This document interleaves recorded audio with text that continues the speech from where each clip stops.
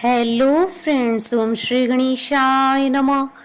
जय माता दी। आप सभी का स्वागत है आपके अपनी यूट्यूब चैनल पर। आप सभी को नवरात्रि की हार्दिक शुभकामनाएं। आज हम नवरात्रि के छठे दिन पर दुर्गा सप्तशती पाठ के 9वें और 10वें अध्याय को प्रस्तुत करेंगे। फ्रेंड्स, वीडियो शुरू करने से पहले आपसे रिक्वेस्ट है, अगर आप हमारी चैनल पर नए हैं और आपने अभी तक चैनल को सब्सक्राइब नहीं किया है तो प्लीज़ सब्सक्राइब कीजिएगा चैनल को। साथ ही प्रेस कीजिएगा बेल आइकन को, जिससे नए वीडियो से रिलेटेड नोटिफिकेशन आपको तुरंत प्राप्त हो सके। और वीडियो पसंद आने पर वीडियो को लाइक और शेयर जरूर कीजिएगा, ताकि सभी भक्तों को इस वीडियो का लाभ प्राप्त हो सके। और कमेंट बॉक्स में जय माता दी जरूर लिखिएगा। या देवी सर्वभूतेषु शक्ति रूपेण संस्थिता नमस्तस्यै नमस्तस्यै नमस्तस्यै नमो नमः। 9वां अध्याय प्रारंभ। निशुंभ का वध। राजा ने कहा, हे ऋषिराज, आपने रक्त बीज के वध से संबंध रखने वाला वृतांत मुझे सुनाया। अब मैं रक्त बीज के मरने के पश्चात क्रोध में भरे हुए शुंभ व निशुंभ ने जो कर्म किया वह सुनना चाहता हूँ। महर्षि मेधा ने कहा, रक्त बीज के मारे जाने पर शुंभ और निशुंभ को बड़ा क्रोध आया और अपनी बहुत बड़ी सेना का इस प्रकार सर्वनाश होते देखकर निशुंभ देवी पर आक्रमण करने के लिए दौड़ा। उसके साथ बहुत से बड़े बड़े असुर देवी को मारने के वास्ते दौड़े और महापराक्रमी शुंभ अपनी सेना सहित चंडिका को मारने के लिए बढ़ा। फिर शुंभ और निशुंभ का देवी से घोर युद्ध होने लगा और वह दोनों असुर इस प्रकार देवी पर बाण फेंकने लगी जैसे मेघों से वर्षा हो रही हो। उन दोनों के चलाए हुए बाणों को देवी ने अपने बाणों से काट डाला और अपनी शस्त्रों की वर्षा से उन दैत्यों को चोट पहुंचाई। निशुंभ ने तीक्ष्ण तलवार और चमकती हुई डाल लेकर देवी के सिंह पर आक्रमण किया। अपनी वाहन को चोट पहुंची देखकर देवी ने अपने शूरप्र नामक बाण से निशुंभ की तलवार व डाल दोनों को ही काट डाला। तलवार और डाल कट जाने पर निशुंभ ने देवी पर शक्ति से प्रहार किया। देवी ने अपने चक्र से उसके 2 टुकड़े कर दिए। फिर क्या था, दैत्य मारे क्रोध की जल भुन गया और उसने देवी को मारने के लिए उसकी ओर शूल फेंका, किंतु देवी ने अपने मुक्के से उसको चूर चूर कर डाला। फिर उसने देवी पर गदा से प्रहार किया। देवी ने त्रिशूल से गदा को भस्म कर डाला। इसके पश्चात वह फरसा हाथ में लेकर देवी की ओर लपका। देवी ने अपने तीखे बाणों से उसे धरती पर सुला दिया। अपने पराक्रमी भाई निशुंभ के इस प्रकार से मरने पर शुंभ क्रोध में भरकर देवी को मारने के लिए दौड़ा। वह रथ में बैठा हुआ उत्तम आयुधों से सुशोभित अपनी 8 बड़ी बड़ी भुजाओं से सारे आकाश को ढके हुए था। शुंभ को आते देखकर देवी ने अपना शंख बजाया और धनुष की टंकार का भी अत्यंत दुस्सह शब्द किया। साथ ही अपने घंटे के शब्द से, जो कि संपूर्ण दैत्य सेना के तेज को नष्ट करने वाला था, संपूर्ण दिशाओं में व्याप्त कर दिया। इसके पश्चात देवी के सिंह ने भी अपनी दहाड़ से, जिसे सुन बड़े बड़े बलवानों का मद चूर हो जाता था, आकाश, पृथ्वी और 10 दिशाओं को पूरित कर दिया। फिर आकाश में उछलकर काली ने अपने दांतों तथा हाथों को पृथ्वी पर पटका। उनके ऐसा करने से ऐसा शब्द हुआ जिससे कि उससे पहले के सारे शब्द शांत हो गए। इसके पश्चात शिवदूती ने असुरों के लिए भय उत्पन्न करने वाला अट्टहास किया, जिसे सुनकर दैत्य थर्रा उठे और शुंभ को बड़ा क्रोध हुआ। फिर अंबिका ने उसे, अरे दुष्ट, खड़ा रहे कहा तो आकाश से सभी देवता जय हो बोल उठे।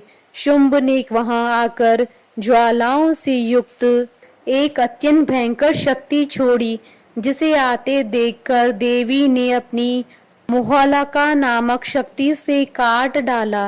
हे राजन, फिर शुंभ के सिंहनाद से तीनों लोक व्याप्त हो गए और उसकी प्रतिध्वनि से ऐसा घोर शब्द हुआ जिसने इससे पहले के सब शब्दों को जीत लिया। शुंभ के छोड़े बाणों को देवी ने और देवी के छोड़े बाणों को शुंभ ने अपने बाणों से काट सैकड़ों और हजारों टुकड़ों में परिवर्तित कर दिया। इसके पश्चात जब चंडिका ने क्रोध में भरकर शुंभ को त्रिशूल मारा तो वह मूर्छित होकर पृथ्वी पर गिर पड़ा।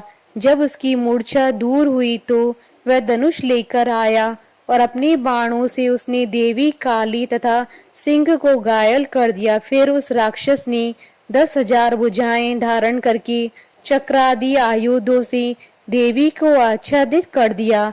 तब भगवती दुर्गा ने कुपित होकर अपने बाणों से उन चक्रों तथा बाणों को काट डाला। यह देखकर निशुंभ हाथ में गदा लेकर चंडिका को मारने के लिए दौड़ा। उसके आते ही देवी ने तीक्ष्ण धार वाले खड़ग से उसकी गदा को काट डाला। उसने फिर त्रिशूल हाथ में ले लिया। देवताओं को दुखी करने वाले निशुंभ को त्रिशूल हाथ में लिए वे आता देखकर चंडिका ने अपनी शूल से उसकी छाती पर प्रहार किया और उसकी छाती को चीर डाला। शूल विदीर्ण हो जाने पर उसकी छाती में से एक उस जैसा ही महापराक्रमी दैत्य ठहर जा कहता हुआ निकला। उसको देखकर देवी ने बड़े जोर से ठाका लगाया। अभी वह निकलने भी न पाया था कि उसका सिर अपनी तलवार से काट डाला। सिर के कटने के साथ ही वह पृथ्वी पर गिर पड़ा। तदंतर सिंह दहाड़ दहाड़ कर असुरों का भक्षण करने लगा और काली शिवदूती भी राक्षसों का रक्त पीने लगी। कौमारी की शक्ति से कितने ही महादैत्य नष्ट हो गए। ब्रह्मा जी के कमंडल के जल से कितने ही असुर समाप्त हो गए। कई दैत्य माहेश्वरी के त्रिशूल से विदीर्ण होकर पृथ्वी पर गिर पड़े और वराही के प्रहारों से छिन्न भिन्न होकर धराशायी हो गए। वैष्णवी ने भी अपने चक्र से बड़े बड़े महापराक्रमियों का कचुम्बर निकाल कर उन्हें यमलोक भेज दिया और ऐन्द्री से कितने ही महाबली राक्षस टुकड़े टुकड़े हो गए। कई दैत्य मारे गए, कई भाग गए। कितने ही काली शिवदूती और सिंह ने भक्षण कर लिए। श्री दुर्गा सप्तशती पाठ का 9वां अध्याय संपूर्ण हुआ। 10वां अध्याय प्रारंभ।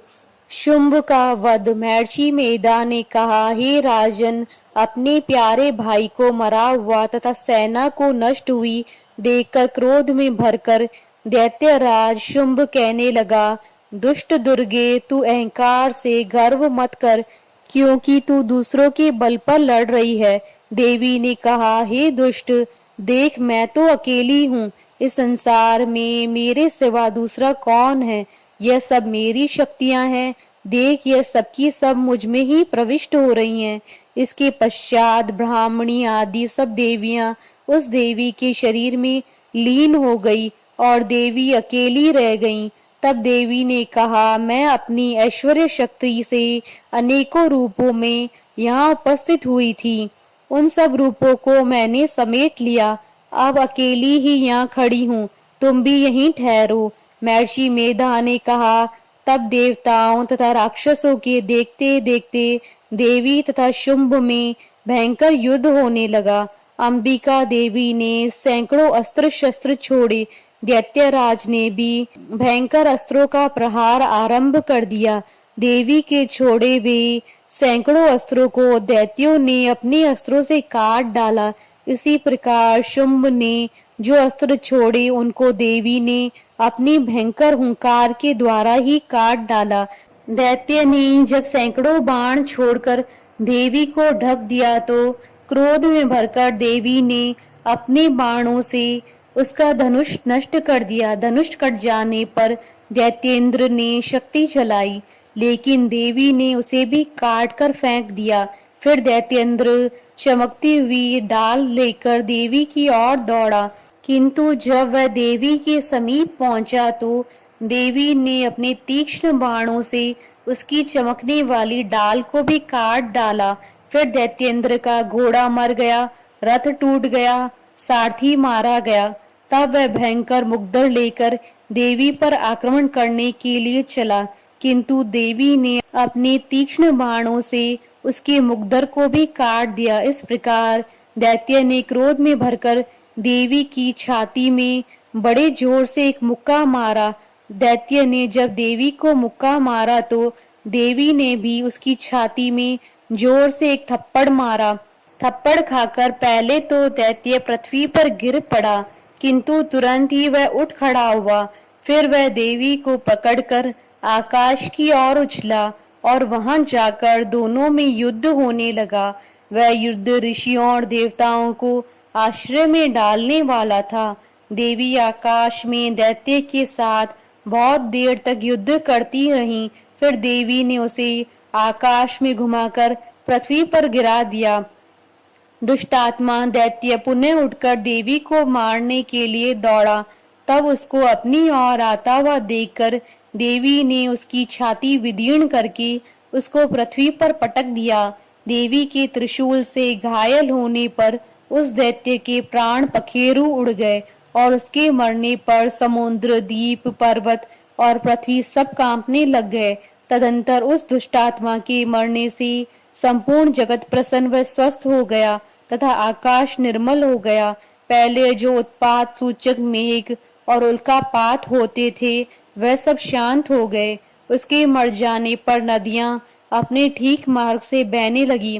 संपूर्ण देवताओं का हृदय हर्ष से भर गया और गंधर्वियां सुंदर गान गाने लगी। गंधर्व बाजे बजाने लगे और अप्सराएं नाचने लगी। पवित्र वायु बहने लगी। सूर्य की कांति स्वच्छ हो गई।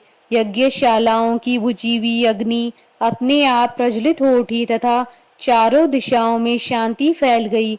इति श्री दुर्गा सप्तशती पाठ का 10वां अध्याय संपूर्ण हुआ। जयकारा माँ माईदा, बोलिए सच्चे दरबार की जय। हमारे साथ इस वीडियो में अंत तक बने रहने के लिए आपका धन्यवाद। ओम श्री गणेशाय नमः। जय माता दी।